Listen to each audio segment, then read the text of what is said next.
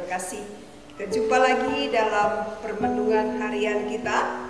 Hari ini hari Selasa tanggal 30 Maret 2021 bersama saya Suster Petronella Borukaro KSCC.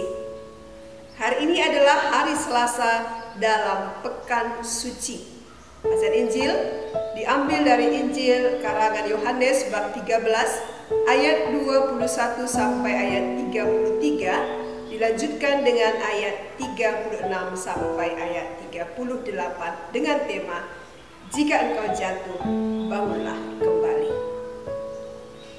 Setelah Yesus berkata demikian, ia sangat terharu lalu bersaksi, "Aku berkata kepadamu, sesungguhnya seorang di antara kamu akan menyerahkan aku." Murid-murid itu memandang seorang kepada yang lain. Mereka ragu-ragu siapa yang dimaksudkannya. Seorang di antara murid Yesus, yaitu murid yang dikasihinya, bersandar dekat kepadanya di sebelah kanannya.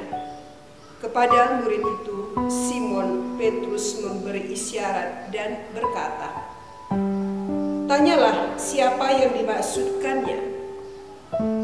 Murid yang duduk dekat Yesus itu berpaling dan berkata kepadanya, "Tuhan, siapakah itu?"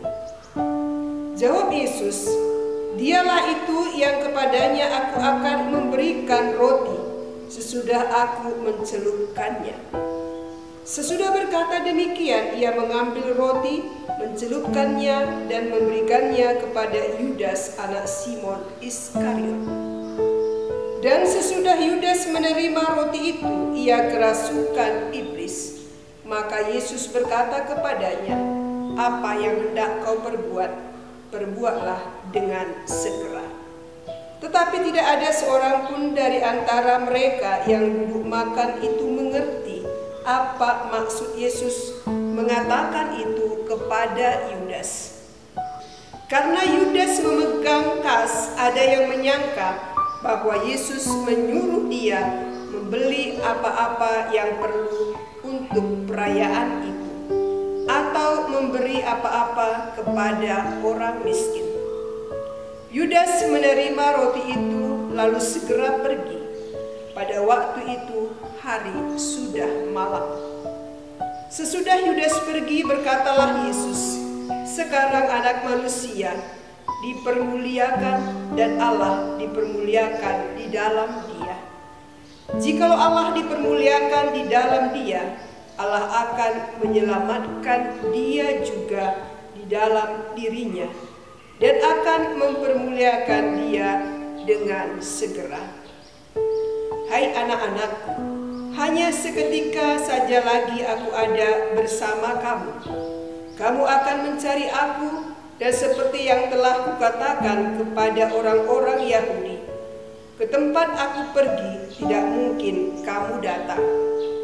Demikian pula aku mengatakannya sekarang juga kepada kamu.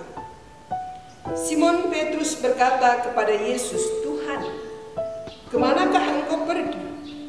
Jawab Yesus, "Ke tempat aku pergi engkau tidak dapat mengikuti aku sekarang, tetapi kelak engkau akan mengikuti aku."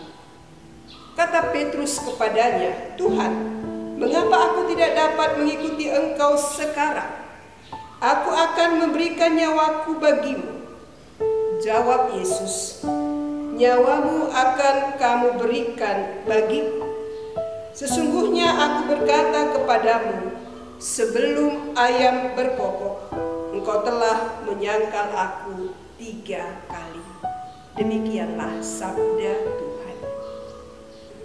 Saudara-saudari yang terkasih, pernahkah saudara dikhianati oleh orang yang saudara cintai?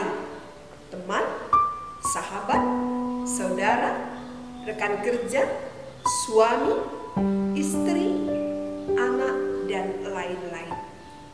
Pastilah ya, walaupun bentuk pengkhianatan itu berbeda. Lalu bagaimana perasaan saudara ketika saudara dikhianati? Sakit bukan? Seorang ibu, kita sebut saja Ibu Rosa, bercerita bercerita bagaimana sakitnya perasaannya ketika ia dikhianati oleh cucu yang dia percayai. Ibu Rosa, seorang janda, memiliki beberapa lahan tanah dan beberapa rumah kontrakan. Karena Ibu Rosa ini sudah tua, ia mempercayakan ladangnya dan rumah kontrakannya kepada cucunya untuk diurus. Pada awalnya semua aman, berjalan lancar. Hasil ladang masih dibagi, sewa kontrakan masih diberikan. Namun seiring berjalannya waktu, semua jadi berubah. Sewa kontrakan tidak dibayarkan karena alasan belum dibayar yang mengontrak. Sewa kontrakan dinaikkan tanpa diketahui Ibu Rosa. Hasil ladang juga demikian. Akhirnya Ibu Rosa pun tahu kalau cucunya ini sudah memakai sewa kontrakan rumah puluhan juta rupiah. Mama Rosa sangat kecewa, sakit hati karena ia merasa sungguh-sungguh dikhianati oleh cucunya yang sangat ia percayai. Saudara-saudari, salah satu hal yang tidak mudah untuk kita terima dan sangat menyakitkan kita adalah pengalaman dikhianati oleh orang yang kita kasihi. Orang yang sangat kita kenal, kita cintai dan kita percayai. Barangkali semua sisi kehidupan kita, bahkan yang sangat pribadi pun sudah kita bagikan dengannya. Kita percaya kepadanya karena kita mengasihinya. Namun ketika kasih dan kepercayaan kita dibalas dengan pengkhianatan, kita merasakan betapa menyakitkan pengalaman seperti ini. Saudara-saudari, dalam Injil hari ini dikisahkan pengalaman pengkhianatan yang dialami oleh Yesus dari muridnya sendiri. Murid yang dicintainya, yang selalu bersama-sama dengan dia, yang makan sehidangan dengan dia, yaitu Judas Iskariot dan Petrus. Bentuk pengkhianatan murid Yesus ini berbeda, namun tetaplah sebagai pengkhianatan. Judas Iskariot yang telah dipilih oleh Yesus sebagai ekonom bagi murid-murid, ternyata dengan diam-diam telah bersekongkol dengan imam-imam kepala dan orang-orang Farisi. Yudas akan menyerahkan Yesus kepada mereka yang selama ini memang menghendaki kematian Yesus. Dan sebagai gantinya mereka akan memberikannya uang. Kasih Yesus yang tulus kini dibalas dengan pengkhianatan oleh muridnya sendiri dengan menyerahkan dirinya kepada maut. Dan Yesus tahu akan hal itu, tapi ia menyimpan hal itu sampai pada saat terakhir menjelang pengkhianatan itu terjadi. Ia tidak menghalang-halangi Yudas untuk melaksanakan niatnya karena hati Yudas sudah dikuasai oleh iblis. Bukan hanya Yudas yang diketahui Yesus akan mengkhianati kasihnya. Yesus pun tahu bahwa Petrus juga akan mengkhianatinya dengan tidak mengakui bahwa dirinya sebagai murid Yesus. Kendati Petrus begitu semangat mau menyerahkan nyawanya bagi Yesus, Yesus mengatakan pada Petrus, "Nyawamu akan kau berikan bagiku. Sesungguhnya aku berkata kepadamu, sebelum ayam berkokok, engkau telah menyangkal aku 3 kali." Yesus mengalami perjalanan hidup yang menyedihkan. Dikhianati oleh orang yang dikasihinya, yang hidup bersama dengannya, yang makan sehidangan dengannya. Namun ia menerima pengkhianatan itu sebagai bagian dari rencana dan kehendak Allah Bapanya. Seluruh hidupnya untuk melaksanakan kehendak Bapanya supaya Bapa dimuliakan oleh setiap manusia. Yesus tidak mencari keuntungan dari kedudukannya yang dekat dengan Bapa. Sebaliknya ia taat melaksanakan kehendak Bapa agar Bapa dipermuliakan di dalam Dia. Saudara-saudari, pengkhianatan Judas dan penyangkalan Petrus dikemas dalam satu kisah yang menunjukkan bahwa kedua murid ini serupa.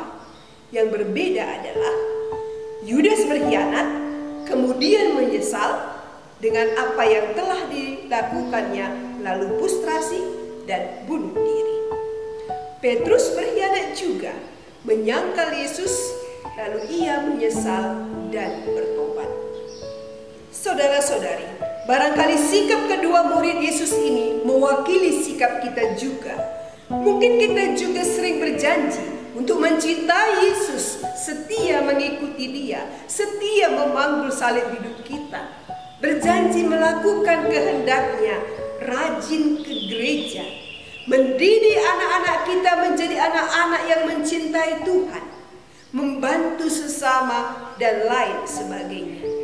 Namun godaan dan cobaan begitu lembut memperdaya kita, hingga kita menyangkal dan mengkhianati Dia dan melawan kehendaknya. Godaan selalu membayang-bayangi hidup kita hingga kita jatuh dalam dosa. Pengkhianatan dan penyangkalan kita padanya ada pada tutur kata, sikap, dan perbuatan kita yang acap kali tidak menunjukkan diri kita sebagai pengikut Kristus, sebagai anak-anak terang, baik dalam keluarga kita, di tempat kerja kita, dalam masyarakat, dan dalam kebersamaan kita dengan yang lain. Banyak godaan yang membuat kita berkhianat. Kekuasaan, jabatan, uang, dan lain sebagainya. Maka jika kita jatuh dalam dosa pengkhianatan, kita mau memilih sikap mana? Menyesal, lalu frustrasi dan bunuh diri seperti Judas, atau menyesal lalu bertobat seperti Petrus? Mari kita belajar untuk tidak mengkhianati dan menyangkal orang-orang yang mencintai kita, sesama yang hidup bersama kita. Mari kita belajar dan berjuang untuk tidak mengkhianati dan menyangkal iman kita akan Kristus. Walaupun tawaran-tawaran dunia begitu menggiurkan. Tuhan memberkati.